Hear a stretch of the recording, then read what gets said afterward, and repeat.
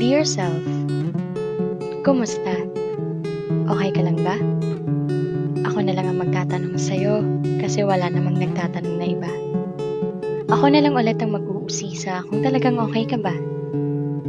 Kakapagod din pala, no? Yung gulong-gulo ka na pero wala kang ibang masabihan ng nararamdaman mo. Yung gusto mo sanang sabihin ang mga hinanakit mo kaso walang available na makikinig sa'yo. Ang sarap sanang magkwento kaso wala namang handang makinig sa mga hinaing mo. Parang yung tipong sarili mong problema, sarili mo ring comfort. Kaya kahit gusto mong magpatuloy, hindi mo maiwasang mapagod. Self, bakit ganun?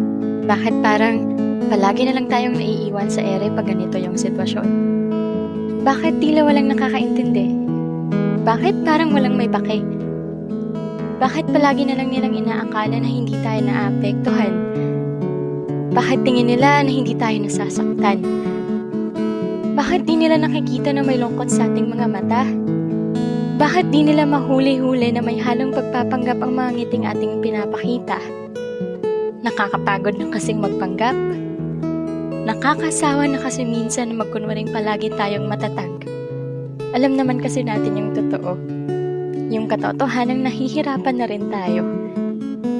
Kaso, kahit hirap na tayo, wala man lang nagtatanong.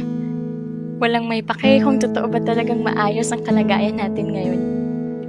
Nakakasawa na rin maghintay na may magtanong ng, kumusta?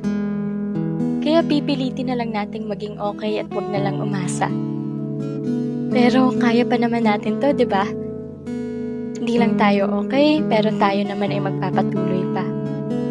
Payakap nga, self. Yung pangmalakasang hug, ha? Magiging okay ka rin. Hindi man ngayon, pero yung panahong yun ay darating din. Papaalala ko lang ulit sa'yo na sobrang tatag mo. Kaya please lang, kahit gaano kahirap, huwag ka susuko. Di naman panghabang buhay ang mga sakit na ating nararanasan. Dahil may bahaghari at araw na magpapakita sa bawat pagkatapos ng ulan. Basta self, kapit ka lang ha. Kumapit at magpatuloy ka. Pahinga ka lang kung pagod na pero hindi susuko. Sa laban ng buhay, atin ito maipapanalo. Lubos na nagmamahal at nagtitiwala sa'yo. Walang iba kung hindi ako.